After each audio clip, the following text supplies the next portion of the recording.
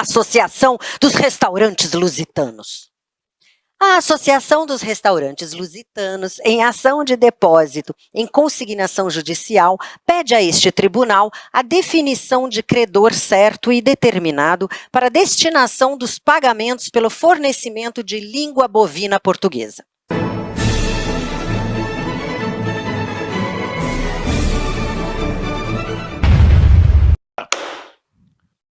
Meirinha. Terceiro caso. Depósito em consignação judicial da Associação dos Restaurantes Lusitanos. A Associação dos Restaurantes Lusitanos, em ação de depósito em consignação judicial, pede a este tribunal a definição de credor certo e determinado para a destinação dos pagamentos pelo fornecimento de língua bovina portuguesa. A ex-deputada federal e jornalista Manuela Dávila defendeu o uso da linguagem neutra durante um debate com a educadora Cíntia Chagas, que classificou a prática como uma aberração linguística. Manuela rebateu, afirmando que o erro é pensar que o português ainda é a língua de Camões e, por isso, impossível de se adaptar ao tempo. A discussão entre as duas ocorreu em um debate transmitido pela Globo News. Em seu argumento, Cíntia disse que a linguagem neutra exclui surdos, dislexos e autistas, e que não seria justo modificar o idioma para contemplar uma população que não corresponde nem a 1,5% da sociedade. De quem é a língua portuguesa? Ministro Cláudio Caivano, de quem é a língua portuguesa? Antes de dizer isso, Vossa Magnífica Excelência, eu vou dizer que até relógio parado acerta 2 vezes, né? Num dia e a Cíntia Chagas acertou uma. Vamos lá. Razão assiste, evidentemente, à associação, né? Deve ter o deferimento, porque a língua portuguesa é nossa propriedade cultural. Ela não deve ser tratada com esse nível de vilipêndio dessa tal linguagem neutra. E aí acertou uma segunda vez a Cíntia Chagas ao determinar a parcela da população que defende essa estultice. Lembre-se, os estultos dominarão o planeta, não por sua capacidade, mas por sua quantidade. Eu voto pelo deferimento, Vossa Magnífica Excelência. Muito bem. Ministra Marcela Chá de Fazenda, a Vossa Excelência já levou alguma uma linguagem neutra? Olha, essa linguagem neutra, quem já tentou há anos atrás foi o Mussum. É lá mesmo, né, que ele se dá a linguagem, né? É. Dos anos atrás. Olha, me pagando pode vir neutra, pode vir o que for. Ácida. Mas olha, quem tentou fazer essa linguagem neutra no Brasil foi o Mussum. E Zacarias, ele pode confirmar isso. Por favor, Zacarias. É verdade. O Mussum não tentou? Como é que o Mussum falava? Cacildes. Foreves. Não é? No meu Foreves. Tudes, belezes. Tudes, todes e todes. Gente, que coisa ridícula é isso. E tem pessoas caindo nisso, né, gente? Nessa coisa da linguagem neutra. Boa noite a todos, a todes e a tudes. E eu fico passada, ô Chica, com essa coisa da linguagem neutra. Alguém já fez linguagem neutra no seu no seu negócio? Negócio? Que negócio? Negócio. Eu não vou salvar a piada, não. Você entendeu? Piada ruim eu vou deixar. Piada ruim eu vou deixar a pessoa suar frio agora. Não. Agora eu quero ver. Por favor, não venha colocar a culpa em mim. Ministra Marcela Chá de Fenda. Neutra em você? Ministra Marcela Chá, olhe bem para minha cara. O que é que você acha? Eu Eu preciso responder uma pergunta já dessa. passaram o Neutrox em você. Não é? Até o ministro do Brasil, né, Alexandre, já teve uma linguagem neutra. Aquela foto que ele fez lá para New Yorker, que ele tá com a capa, ele tá assim. Aquilo é uma linguagem neutra, é uma linguagem neutra aquilo. Quem nunca fez uma cara de linguagem neutra, não é mesmo? Aliás, só rememorando aqui, senhores, temos então 2 votos deferindo o depósito da Associação dos Bares, dos Restaurantes Portugueses, porque a língua portuguesa não tem dono ou não é propriedade de um grupo específico, ela é propriedade de todos nós que a usamos para nos comunicar. Valendo lembrar que também, no Império Romano, Rodolfo, existiam as figuras dos monstrum vel prodigium, que eram pessoas que nasciam com deformações, porque não nasce só hoje, né? Nasce um bebê com uma deformação ou outra, e naquela época, esses bebês, né, essas crianças, não eram consideradas humanos.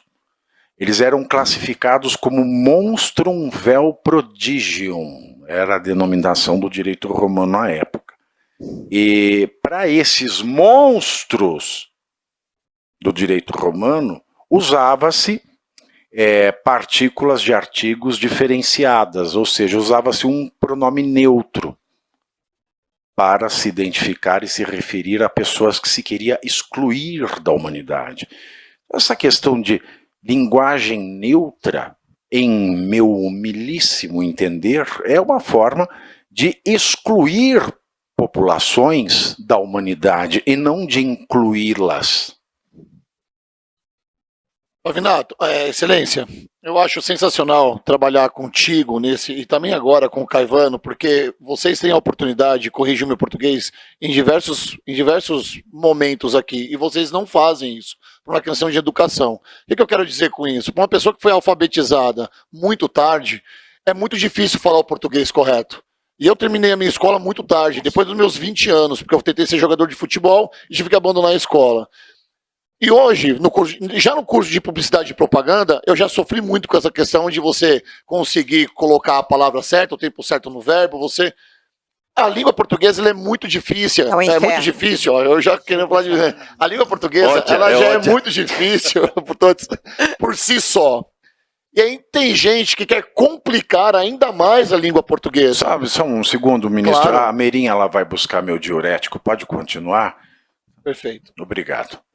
Então, o que eu quero dizer aqui? É um relato pessoal, porque a língua portuguesa, a gente está sempre estudando e aprimorando e tentando colocar palavras novas, e todos os dias a gente aprende palavras novas. Conjugar o verbo no seu tempo correto. Por exemplo, faraona, eu aprendi esse ano. Faraona, então, faraona eu aprendi esse ano.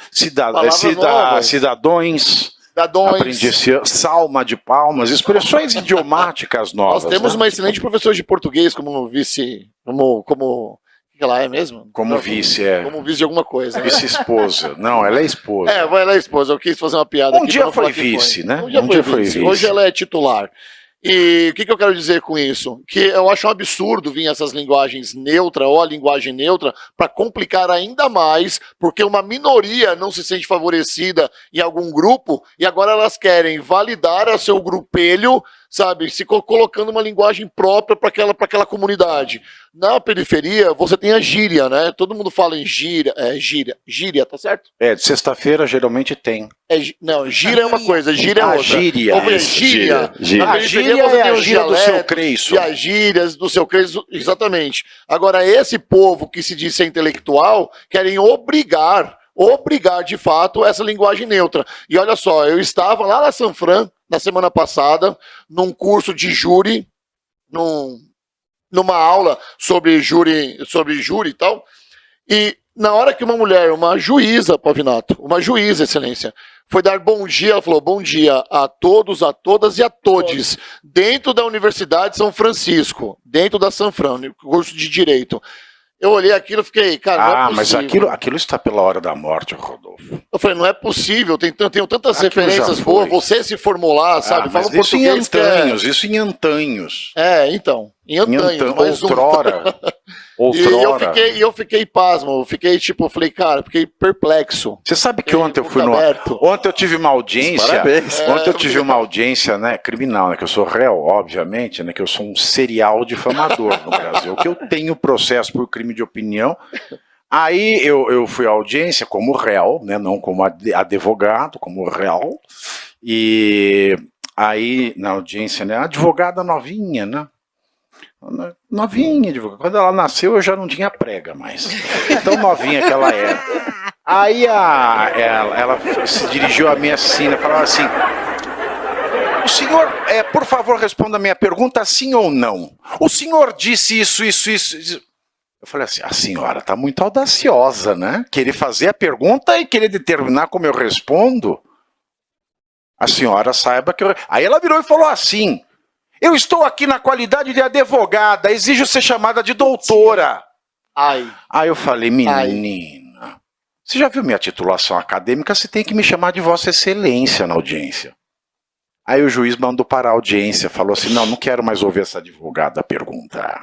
É verdade, Arrasou. é verdade. Audaciosa, né? Audaciosa, muito audácia. Agora, então... Rapidamente, foi Festival do Júri, excelência, lá na São Fran. Festival do Júri foi o nome da aula que estava tendo lá. Júri, né, esse crime contra a vida é sempre uma festa, né? Festival do Júri. Você veja que até o nome é desgraçado, né? Festival do Júri. Bom, 3 votos, então, em favor do depósito da Associação de Bares e Restaurantes da Língua Portuguesa, porque a língua portuguesa, ela pertence a todos nós e não a esses grupelhos. Juliana Leite, sabe, tem um filósofo muito profundo da modernidade, se chama Emmanuel Levinas.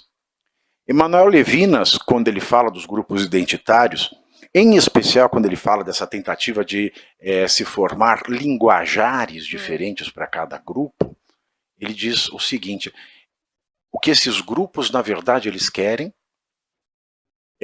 tirando os seus súditos da humanidade, transformá-los em estátuas de sal que se entreolham, mas não se veem. Bonito isso, não?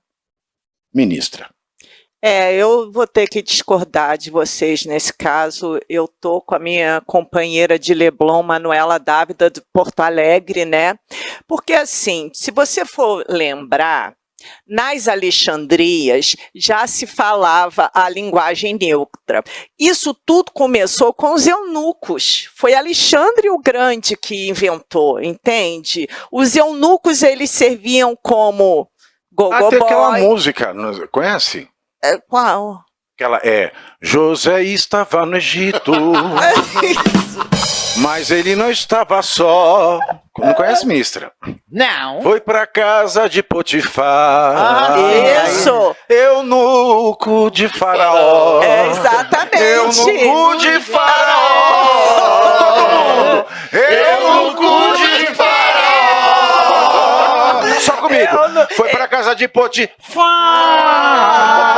Eunuco de Faraó. Bela lembrança, mas continue seu voto. Então, vocês que não são cultos, porque nunca foram a Tower Bridge, não entendem de linguagem neutra que foi criado pelos eunucos quando Alexandre chegava cansado das guerras. A senhora conhece algum eunuco hoje em dia? Olha, conheci alguns que poderiam ser chamados de eunuco. O negócio ali era só com lupa. Alguns, mas assim. Então é assim, Alexandre o Grande fundou Alexandrias tudo na linguagem neutra, e aí eu tenho que concordar. Todos. De onde é que a senhora tirou isso aí? Eu tirei que eu sou uma grande estudiosa da história. A senhora estudou isso. Desculpa, a Merinha tá muito assanhada.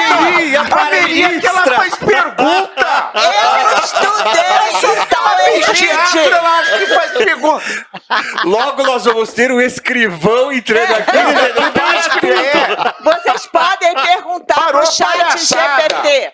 Ela estudou no CA de MDMC. Eu estudei em Tower Bridge. Meu nome é Juliana Gata. E eu digo todes maravilhas, foreves e neves. Muito bem. Tá, então eu vou por 3 votos em favor e 1 contra. Este caso está encerrado, pedido deferido. Vamos eu vou fazer aqui porque eu não gostei da sua entonação do começo, você só lê. Eu não posso ficar dando fala para você que você já quer improvisar na cena. Aí vira um caco. Vamos lá.